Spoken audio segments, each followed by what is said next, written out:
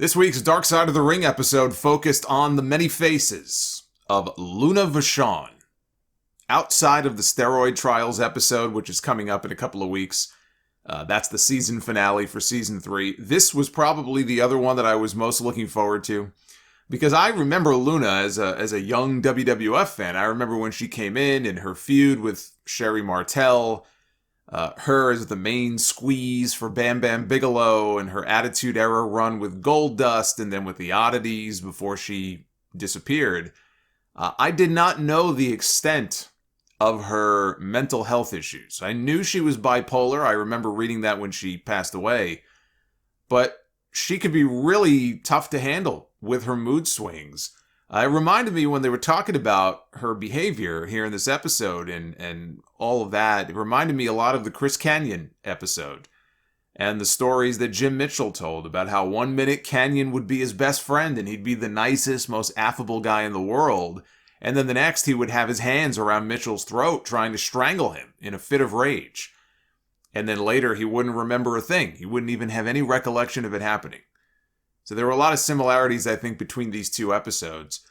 I got to meet Luna twice. Once in 1994 at the first fan fest that WWE ever did, the weekend of WrestleMania 10. I got her autograph. I met her briefly. You know, it was cool. It wasn't like she was a big favorite of mine or anything. I remember they had the Dunk Doink tank. And then over here, just kind of standing with nobody really caring, was Nikolai Volkov. I felt bad. I went over. I got his autograph. But that was the first time I met Luna. And then later on, in 98, they had sent a group of wrestlers up to our suite there was a live Raw's War out in New Jersey. And they sent them up there, Owen and Mick Foley and Mark Henry, and Luna was the other person. And they were just kind of hanging out with us for a while. And she was a total sweetheart. Just a really nice lady. The opposite of the character that she had played on TV for all those years. Luna is one of those women, and I put her and Sherri Martel in the same category, who would have been more appreciated for their talent and they would have been much bigger names had they come along years later. Especially now. I mean, the women, as I think mainstream, and I say mainstream, but everything is relative. I'm not saying that the women in wrestling today are huge mainstream megastars or anything like that. Some of them are bigger names than others. But with the way the women's wrestling is today as compared to how it was treated in this country, let's say 25 years ago or 30 years ago, my God, they would fit right in. They would be big names today. I would say even bigger than they were back then, because they wouldn't be just valets. They wouldn't be just managers like they were at that time. They would actually be able to get in the ring, and they would be able to show off more of their personality and cut promos and do a lot more than what WWE and WCW had them doing, back at that time. And they had reps, both women, Sherri and Luna, both had reps as being very tough, almost like one of the boys. Because back then you had to be. If you were going to make it in that world and be respected and be taken seriously, you had to. You had to fit in. Missy Hyatt told the story years ago about a ring roast event where New Jack went on this drunken tirade about her. And Luna was friends with Missy. Luna was at the event, and she didn't take too kindly to what New Jack was saying about Missy Hyatt, and she was ready to fight New Jack. Now, I don't know that she would have won that fight. New Jack, drunk or sober, is not somebody I would have picked a fight with. But she didn't care. She was ready to beat the piss out of him.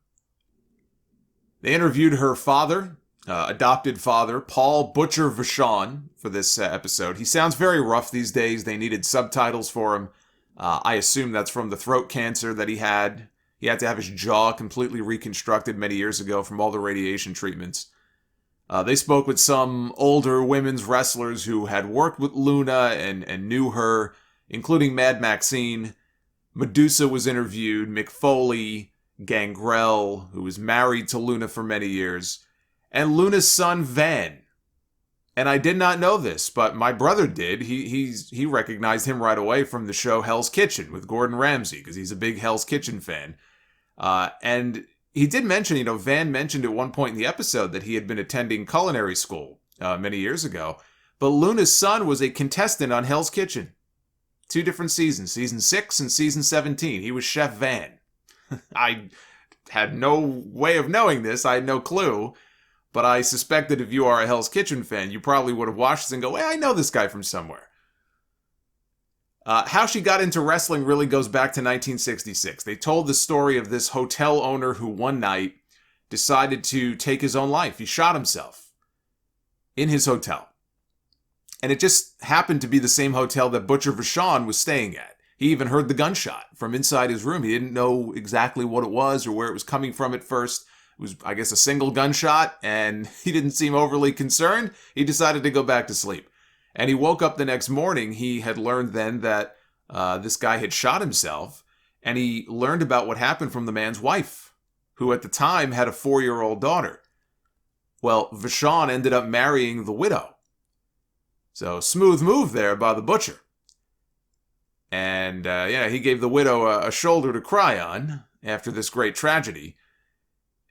But that little girl, that 4-year-old daughter, was Luna. And she was essentially adopted into the Vachon family. They talked about her training at fabulous Mullah's camp. Mad Maxine told the story of Mullah taking advantage of a lot of the girls there. And we heard stuff like this in the Mullah episode that they did.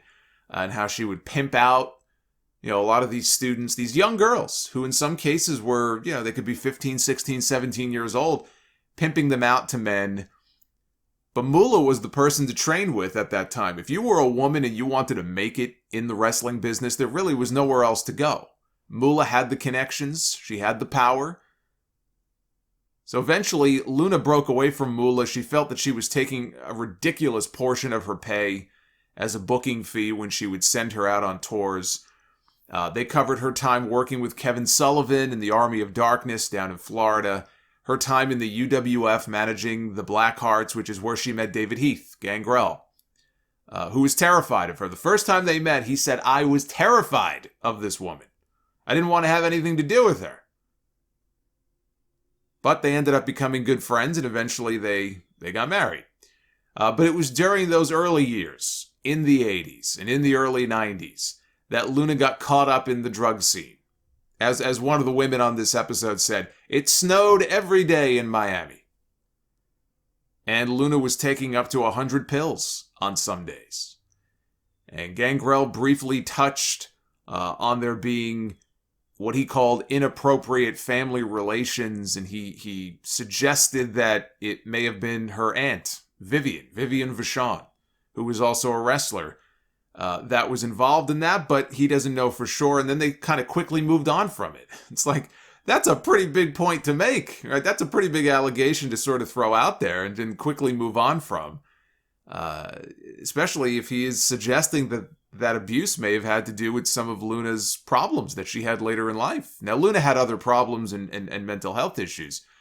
But I would imagine that if she went through a traumatic experience like that in her youth, that certainly couldn't have helped her psyche, or whatever existing problems that she may have had. Now, I know that Luna idolized her aunt. Any interview that I ever saw, any interview that I ever heard of Luna talking about her Aunt Vivian, she went out of her way to praise her. She wanted to follow in her footsteps and be just like her. So if that is true, and we'll never know if it was or not, because all of the parties involved are now dead, that's awful. And they did ask Butcher Vachon here, and his response was basically to say he doesn't believe any of that. But what else would you expect him to say? Maybe he doesn't know. Maybe if something happened, he legitimately doesn't know. We'll never know for sure. But Gangrel and Luna both had dreams of one day going to WWE. Going to New York, as they said, at that time. And she got there first. She beat him to the punch. She got there in 93, and she debuted at WrestleMania, no less, as the valet for Shawn Michaels. Early in his run, only about a year or so into his run as a singles heel. And it's about the opposite as you could get. You talk about personalities and characters and two people. Shawn Michaels, the Heartbreak Kid, right? The boy toy. And Luna Vachon, with half her head shaved and the veins drawn onto the side of her head, and that gravelly voice that she just shredded her vocal cords over the years doing that voice.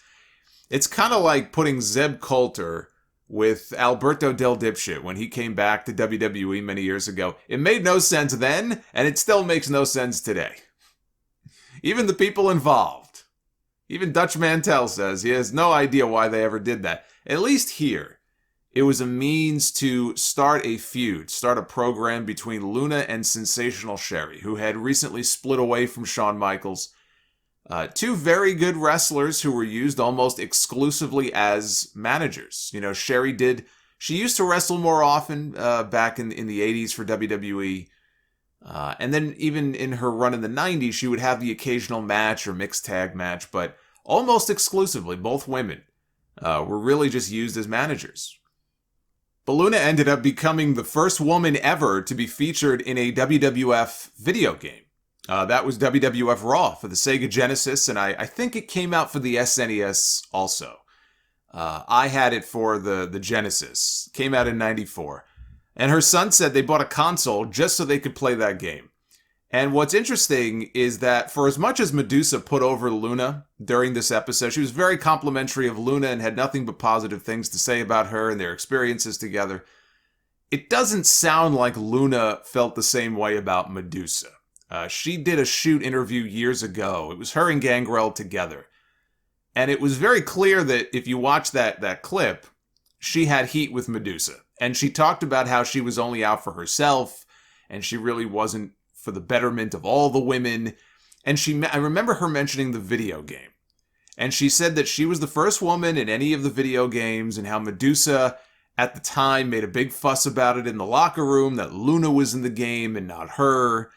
You know, Luna and Bam Bam were together on screen at that time. Bam Bam Bigelow was in that game. So that may have been why Luna made the cut and not Alundra Blaze. I don't know. But according to Luna, this greatly bothered Madusa. Madusa didn't mention that, but she did tell the story that she's told before. I know she told it once on Sean Mooney's old podcast about how fed up she was. There was a point in it probably would have been 94, because I think 94 is when Luna left the company, but during her run there, Alundra Blaze, she's the women's champion, and she didn't exactly have a lot of competition. There were only about half a dozen or so women on the WWF roster at that time. She had no heels to really work with, and one night they were at a live event in Canada, and yeah, the Vachon family obviously is big in Canada, so it's up in the Great White North, and Madusa was supposed to go over, and she just said, fuck it. Tonight, Luna, I want you to beat me for the title. And Luna was like, no, I can't let you do that. I can't let you get fired. I can't let you get in trouble over this. And Madusa said that she didn't even care if she got fired. I don't care. It's the right thing to do. I want you to win the match. I'm going to put you on top of me. You're going to pin me. And you're going to win the women's championship. Because that's all Luna ever wanted. She wanted to be the women's champion in WWE. That was a big goal of hers. She never did attain that goal. So she was very emotional, and Madusa claimed she was crying. You would do that for me. You know, I can't believe that. It's so nice of you. But she couldn't do it. And she said when they went out there for the match, Luna just pulled herself off of Madusa when Madusa had put her on top of her for the pin. And like 2.5, Luna pulled herself off. And then I assume they proceeded to the usual finish with Madusa obviously going over. So she shared that story.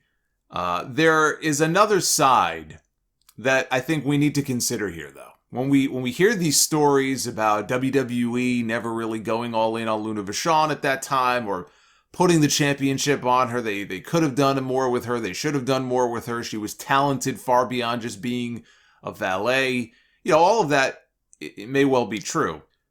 But I do think, to be fair, we have to consider the fact that Luna had some pretty serious issues.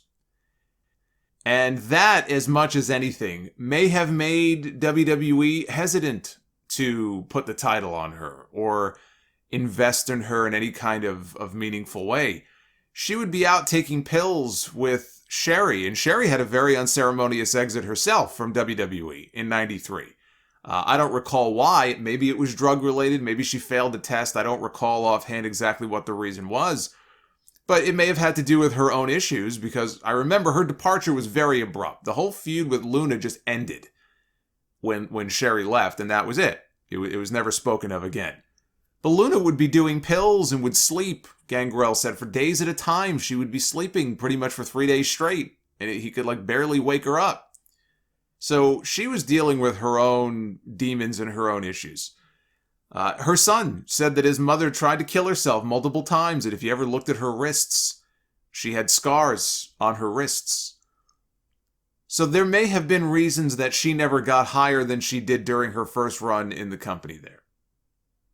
After she got fired, that's when she ended up in ECW. Thanks to Nancy Sullivan. That's where the sadness really hit me. That Luna, Sherri, Woman, and I'll throw Elizabeth in there too, all dead. All gone.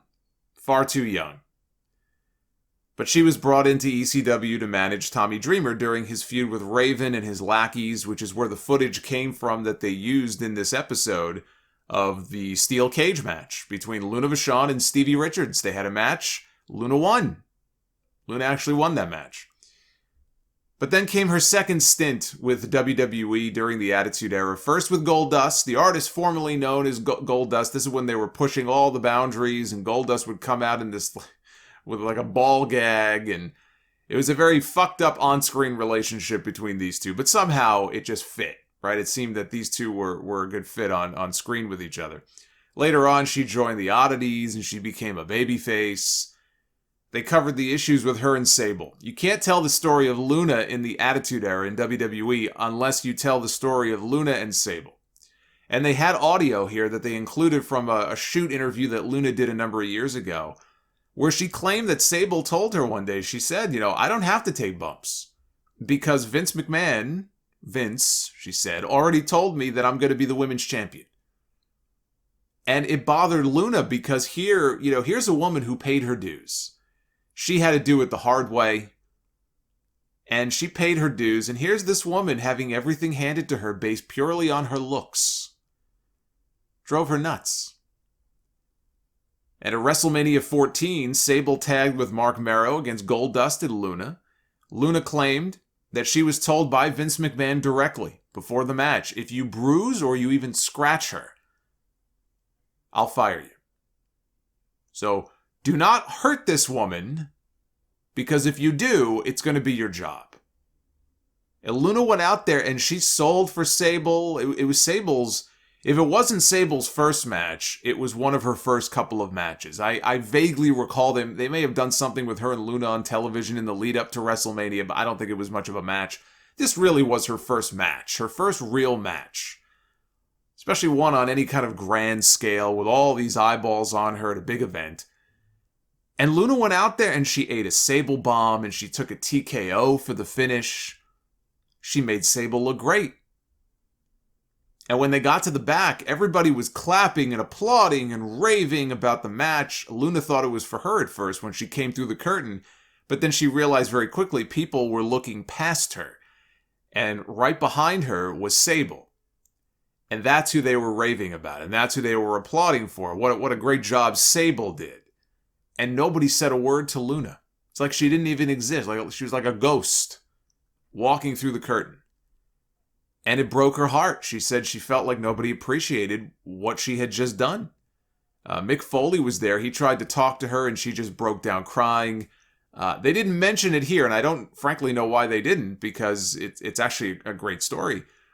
But in Luna's telling of the story previously, there was one person who came over to congratulate her on a job well done that night. When everybody else ignored her and everybody else sort of cast her aside, the one person who eventually did come over to her to tell her, job well done, and almost like give her a little hug or a pat on the back, was Owen Hart.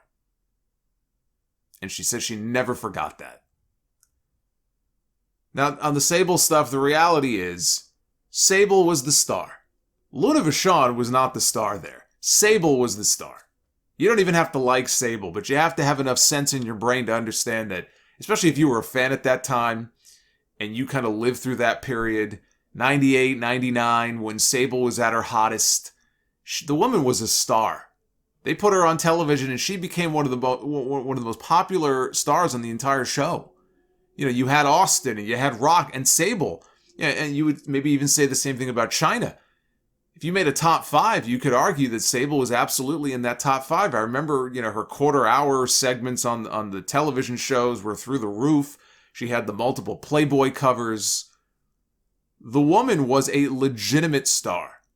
Her respect or lack thereof for the wrestling business aside, they saw that in her, and they rightfully pushed her, and they made a lot of money off the sex appeal of Sable.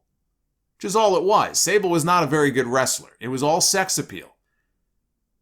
And so that's why she was marketed and pushed so hard as a star. You go with the hot act. That sells. But it sounds like what they did is they took Luna for granted. And you can understand why that would make her feel the way that she did. A couple of years later, she gets released. She was doing more drugs. Gangrel told the story of her spelling out the words "fuck Vince" in cocaine before snorting it all, which is amazing. But it got to be too much for him. And that's when he left her. Because he knew that if he stayed, he said, both of us would have ended up dead. He goes, I couldn't take it anymore. There was nothing I could do. I had to get out for me. For my health, for my safety. I could not be in this, you know, basically this toxic relationship, this toxic environment any longer. And it's sad, you know, she didn't see her son at all. They hardly ever spoke, him being in Texas and her being in Florida. She never even got to meet her granddaughter because she didn't think that she was good enough. She had self-esteem issues. She always thought she was too ugly. That was another issue that she struggled with when she was in WWE in the Attitude Era, is that you had all these women who they brought in, these models and these, you know, bikini models who were out there prancing around half naked like Sable. And Luna she never thought that she belonged. She never thought that she fit. She thought she was ugly and nobody wanted to look at her. And so she struggled with all of that stuff. But she was released from WWE, I want to say it was in 2000. And really, that was it for her in wrestling. She continued to wrestle independently, but she was never working for a major promotion again after that. She did work many years later as a tow truck driver. The episode didn't mention this, but she was found dead in her home by her mother in 2010. There were sniffing straws and crushed pill residue found all over the house. And it's believed that she was sniffing oxycodone. And her death was ruled an accidental overdose. They don't think that she killed herself. It was that she was just doing all of this stuff that she shouldn't have been doing. And she did too much. And unfortunately, she paid the price for it. She had checked herself into rehab the year before, which was paid for by WWE. But evidently, she relapsed. And WWE did keep in touch with her. Even after she completed her stint in rehab. I forget the lady's name who worked there. And she might still work there for WWE. But that woman was in touch with Luna, I think, on like a weekly basis. Up until a few days before her death. And Luna would always claim, I'm clean, I'm sober, and I'm doing well. Clearly that was not the case.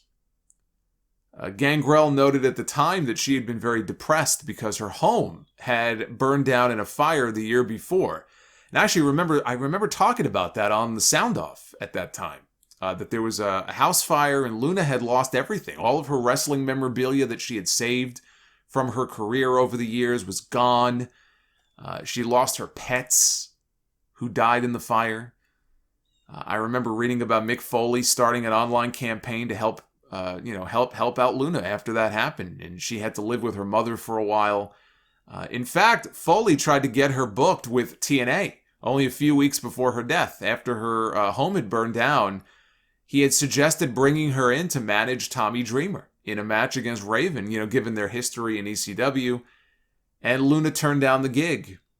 I guess it was offered to her and she said no. She politely declined because she said, I'm retired. And then a few weeks later, she was dead. And her ashes were spread on Andre the Giant's ranch in North Carolina, much as Andre's were. Andre was Luna's godfather. And the two of them were very close. Like the Canyon episode, this was more I would say, cautionary tale of taking someone with severe mental health problems and dropping them in the world of wrestling at a time when drug use was rampant and just there's a lot of stuff going on in the wrestling business at that time. That coupled with just making bad choices and the disastrous consequences of those choices, and you see it's just a complete recipe for disaster. In an industry that will chew you up and spit you out, especially back then, if you were a woman, it was harder. And that's when she came up in the 80s, into that early 90s period. It will chew you up and spit you out.